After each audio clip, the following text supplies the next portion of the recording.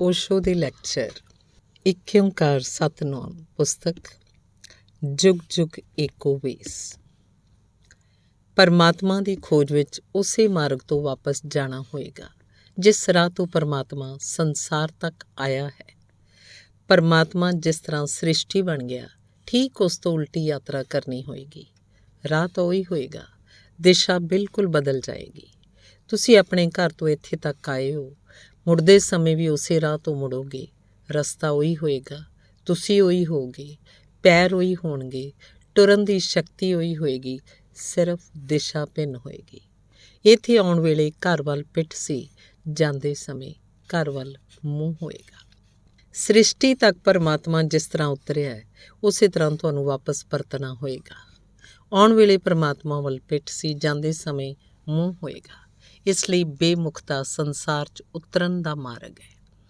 ਪਰਮਾਤਮਾ ਵੱਲ ਉਨਮੁਖਤਾ ਉਸ ਤੱਕ ਪੁੱਜਣ ਦਾ ਮਾਰਗ ਹੈ। ਪੌੜੀ ਹੋਈ ਹੈ, ਰਾਹ ਹੋਈ ਹੈ, ਸਭ ਕੁਝ ਹੋਈ ਹੈ, ਕੇਵਲ ਦਿਸ਼ਾ ਬਦਲ ਜਾਂਦੀ ਹੈ। ਕਿਵੇਂ ਪਰਮਾਤਮਾ ਸ੍ਰਿਸ਼ਟੀ ਹੋਇਆ ਹੈ, ਇਸ ਸੰਬੰਧ 'ਚ ਨਾਨਕ ਦਾ ਇਹ ਸੂਤਰ ਹੈ।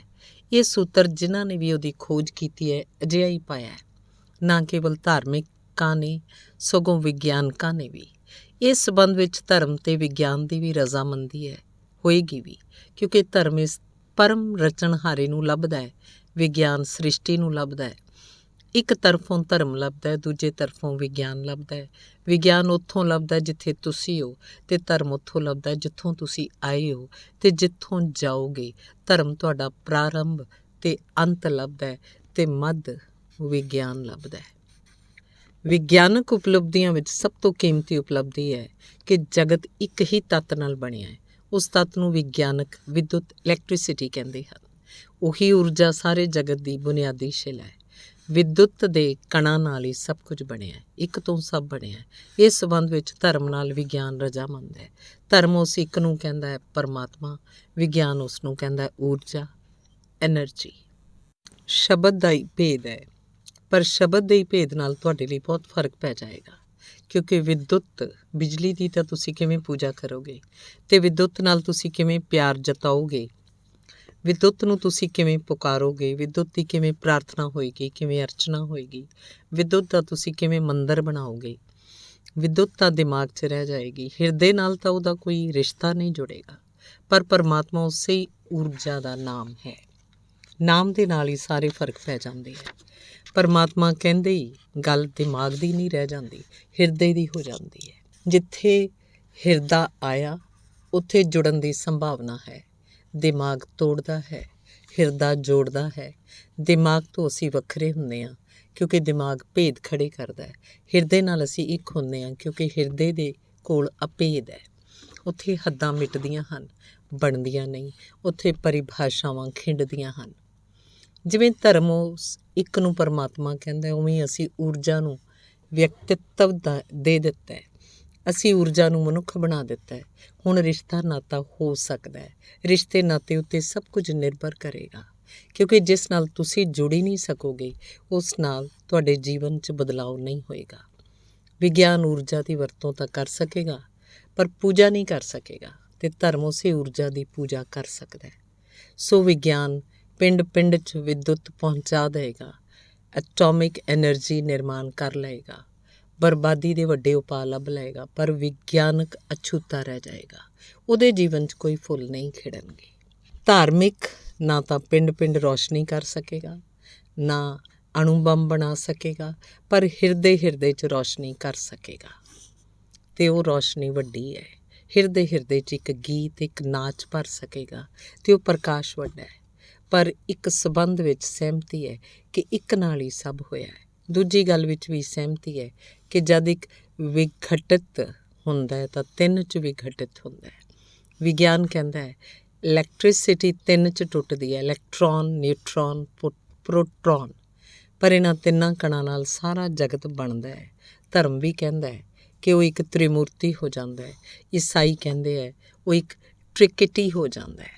ਹਿੰਦੂਆਂ ਨੇ ਤ੍ਰਿਮੂਰਤੀ ਬਣਾਈ, ਉਹਦੇ ਚਿਹਰੇ ਤਿੰਨ ਹਨ, ਪਰ ਅੰਦਰ ਇੱਕ ਵਿਅਕਤੀ ਹੈ, ਚਿਹਰੇ ਤਿੰਨ ਹਨ। ਜੇਕਰ ਚਿਹਰਿਆਂ 'ਚੋਂ ਅਸੀਂ ਪ੍ਰਵੇਸ਼ ਕਰੀਏ ਤਾਂ ਅਸੀਂ ਇੱਕ 'ਚ ਪੁੱਜ ਜਾਵਾਂਗੇ, ਬ੍ਰਹਮਾ, ਵਿਸ਼ਨੂੰ, ਮਹੇਸ਼। ਹਿੰਦੂਆਂ ਨੇ ਤਿੰਨ ਨਾਂ ਦਿੱਤੇ ਆ, ਜਦ ਉਹ ਇੱਕ ਵਿਘਟਿਤ ਹੁੰਦਾ ਹੈ, ਦੁਨੀਆ ਤੱਕ ਆਉਂਦਾ ਹੈ ਤਾਂ 3 ਹੋ ਜਾਂਦਾ ਹੈ। ਵੱਡੀ ਹੈਰਾਨੀ ਵਾਲੀ ਗੱਲ ਤਾਂ ਇਹ ਹੈ, ਬ੍ਰਹਮਾ ਵਿਸ਼ਨੂੰ ਮਹੇਸ਼ ਨੂੰ ਹਿੰਦੂਆਂ ਨੇ ਜਿਹੜੇ ਅਰਥ ਦਿੱਤੇ ਹੈ, ਉਹੀ ਅਰਥ ਇਲੈਕਟ੍ਰੋਨ ਨਿਊਟਰੋਨ ਪ੍ਰੋਟੋਨ ਨੂੰ ਵਿਗਿਆਨ ਨੇ ਦਿੱਤੇ ਹੈ।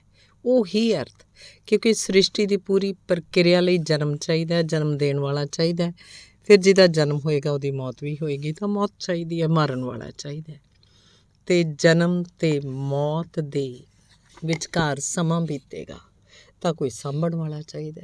ਸੋ ਬ੍ਰਹਮਾ ਜਨਮ ਦਾ ਸੂਤਰ, ਵਿਸ਼ਨੂੰ ਸੰਭਾਲਣ ਦਾ ਸੂਤਰ, ਸ਼ਿਵ ਵਿਨਾਸ਼ ਦਾ ਸੂਤਰ। ਇਹੀ 3 ਗੁਣ ਇਲੈਕਟ੍ਰੋਨ ਨਿਊਟਰੋਨ ਅਤੇ ਪੋਜ਼ਿਟਰੋਨ ਦੇ ਹਨ। ਉਸ 'ਚ ਇੱਕ ਸੰਭਾਲਦਾ, ਇੱਕ ਬੁਨਿਆਦੀ ਹੈ ਜਿਸ ਤੋਂ ਜਨਮ ਹੁੰਦਾ ਹੈ, ਅਤੇ ਇੱਕ ਵਿਘਟਨ ਵਿੱਚ ਲੈ ਜਾਂਦਾ ਹੈ ਜਿਸ ਨਾਲ ਵਿਨਾਸ਼ ਹੁੰਦਾ ਹੈ।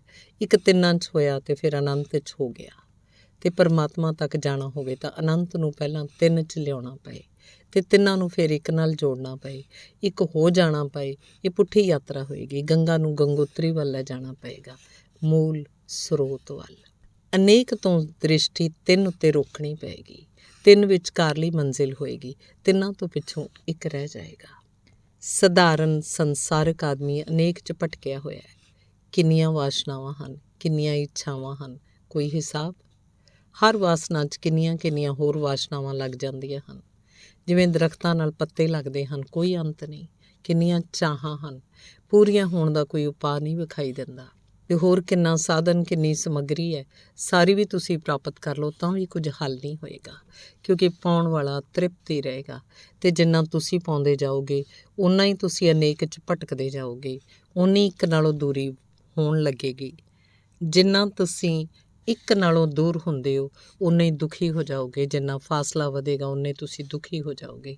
ਜਿਵੇਂ ਕੋਈ ਪ੍ਰਕਾਸ਼ ਦੀ ਲੋ ਕੋਲੋਂ ਦੂਰ ਹੁੰਦਾ ਜਾਏਗਾ, ਓਨਾ ਹੀ ਹਨੇਰੇ 'ਚ ਪੈਂਦਾ ਜਾਏਗਾ।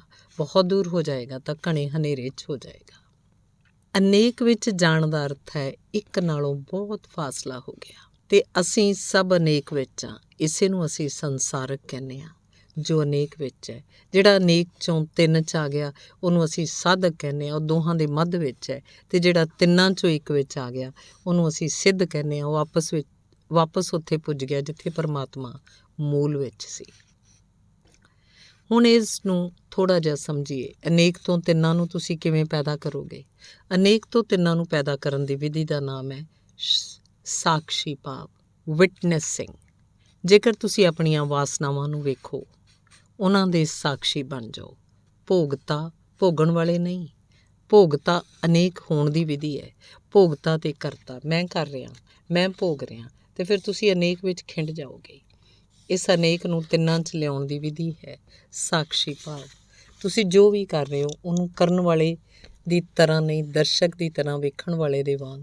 ਤੁਹਾਡੇ ਜੀਵਨ 'ਚ ਜੋ ਵੀ ਸੁੱਖ ਦੁੱਖ ਵਾਪਰਦੇ ਹਨ ਉਹਨਾਂ ਨੂੰ ਵੀ ਤੁਸੀਂ ਦ੍ਰਸ਼ਟਾ ਦੀ ਤਰ੍ਹਾਂ। ਤਦ ਤੁਸੀਂ ਅਚਾਨਕ ਪਾਓਗੇ ਕਿ 3 ਆ ਗਏ।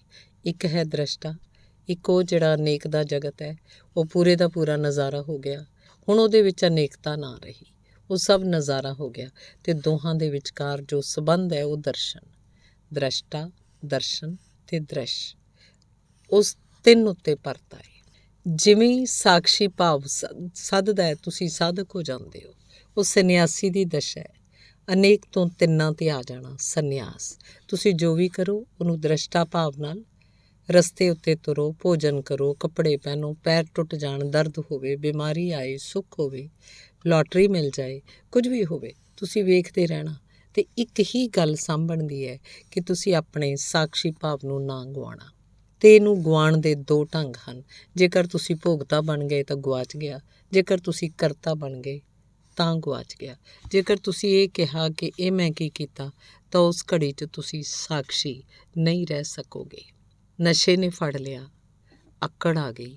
ਜਿਵੇਂ ਹੀ ਨਸ਼ਾ ਫੜਦਾ ਹੈ, ਤੁਸੀਂ ਉਹੀ ਨਾ ਰਹੇ ਜਿਹੜੇ ਬਗੈਰ ਨਸ਼ੇ ਤੋਂ ਸੀ।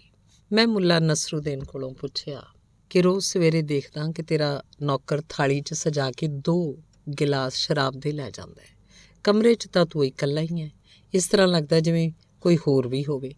ਨਸਰੂਦੀਨ ਨੇ ਕਿਹਾ, ਜਦ ਮੈਂ 1 ਗਿਲਾਸ ਪੀ ਲੈਂਦਾ ਤਾਂ ਹੋਰ ਹੀ ਆਦਮੀ ਹੋ ਜਾਂਦਾ, ਅਤੇ ਦੂਜੇ ਦੀ ਵੀ ਖਾਤਰ ਕਰਨਾ ਮੇਰਾ ਫਰਜ਼ ਹੈ। ਜਿਵੇਂ ਤੁਸੀਂ ਨਸ਼ੇ 'ਚ ਗਏ ਕਿ ਤੁਸੀਂ ਦੂਜੇ ਆਦਮੀ ਹੋ ਗਏ, ਉਹੀ ਤਾਂ ਤੁਸੀਂ ਨਹੀਂ ਹੋ। ਬਸ ਨਸ਼ੇ 'ਚ ਹੋਣ ਦਾ ਫਾਸਲਾ ਹੀ ਤਾਂ ਸੰਨਿਆਸੀ ਅਤੇ ਸੰਸਾਰੀ ਦਾ ਫਾਸਲਾ ਹੈ। ਵੱਡੇ ਤੋਂ ਵੱਡਾ ਨਸ਼ਾ ਕੀ ਹੈ? ਵੱਡੇ ਤੋਂ ਵੱਡਾ ਨਸ਼ਾ ਹੰਕਾਰ ਦਾ ਹੈ। ਹੋਰ ਸਾਰੇ ਨਸ਼ੇ ਟੁੱਟ ਜਾਂਦੇ ਹਨ, ਹੋਰ ਸਾਰੇ ਨਸ਼ੇ ਉੱਪਰ ਉੱਪਰ ਹਨ, ਘੜੀ ਕੁ ਰਹਿੰਦੇ ਹਨ, ਚਲੇ ਜਾਂਦੇ ਹਨ। ਹੰਕਾਰ ਦਾ ਨਸ਼ਾ ਵੱਡੇ ਤੋਂ ਵੱਡਾ ਹੈ, ਕਿਉਂਕਿ ਜਨਮਾਂ ਜਨਮਾਂ ਤੱਕ ਚੱਲਦਾ ਹੈ। ਛੱਡ ਛੱਡ ਕੇ ਵੀ ਤੁਸੀਂ ਦੇਖਦੇ ਹੋ ਕਿ ਉਹ ਖਲੋਤਾ ਹੈ, ਭੱਜ ਭੱਜ ਕੇ ਵੀ ਤੁਸੀਂ ਵੇਖਦੇ ਹੋ ਕਿ ਛਾਂ ਦੇ ਵਾਂਗ ਨਾਲ ਟੁਰਿਆ ਆਉਂਦਾ ਹੈ।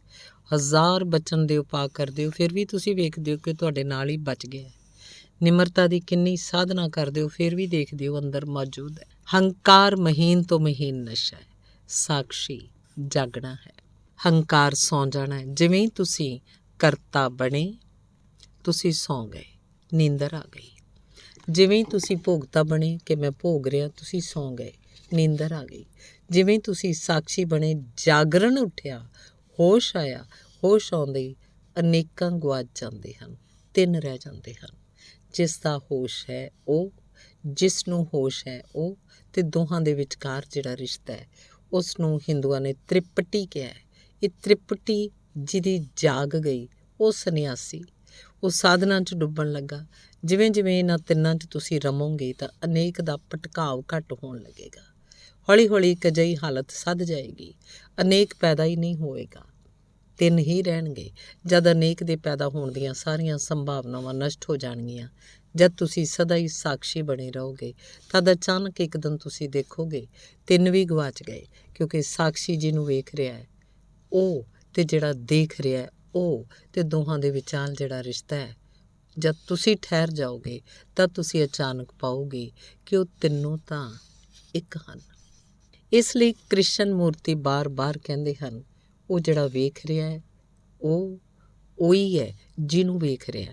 ਪਰ ਇਹ ਤਾਂ ਆਖਰੀ ਘੜੀ 'ਚ ਜਦ ਤਿੰਨਾਂ ਦੀ ਸਥਿਤੀ ਵੀ ਇੱਕ ਹੋ ਜਾਂਦੀ ਹੈ, ਸੱਦਦੇ ਸੱਦਦੇ ਸੱਦਦੇ ਅਨੇਕ ਦਾ ਉਪਾਅ ਬੰਦ ਹੋ ਜਾਂਦਾ ਹੈ, ਸੰਸਾਰ ਮਿਟ ਜਾਂਦਾ ਹੈ, 3 ਹੀ ਰਹਿ ਜਾਂਦੇ ਹੈ। ਤਦ ਹੌਲੀ ਹੌਲੀ ਹੌਲੀ ਹੌਲੀ ਤੁਸੀਂ ਦੇਖਦੇ ਹੋ ਇਹ ਤਿੰਨੋਂ ਤਾਂ ਇੱਕ ਹਨ। ਅਚਾਨਕ ਇੱਕ ਦਿਨ ਜਾਗ ਕੇ ਵੀ ਤੁਹਾਨੂੰ ਵਿਖਾਈ ਦਿੰਦਾ ਹੈ ਕਿ 3 ਤਾਂ 3 ਨਹੀਂ ਹਨ। ਜਿਹੜਾ ਵੇਖ ਰਿਹਾ ਹੈ ਉਹ ਉਹੀ ਹੈ ਜਿਹਨੂੰ ਵੇਖ ਰਿਹਾ ਹੈ। ਤੇ ਜਦ ਦ੍ਰਿਸ਼ ਤੇ ਦ੍ਰਿਸ਼ਟਾ ਇੱਕ ਹੋ ਗਏ ਤਾਂ ਵਿਚਕਾਰਲਾ ਸੰਬੰਧ ਗੁਆਚ ਗਿਆ। ਧੰਨਵਾਦ। ਚੱਲਦਾ।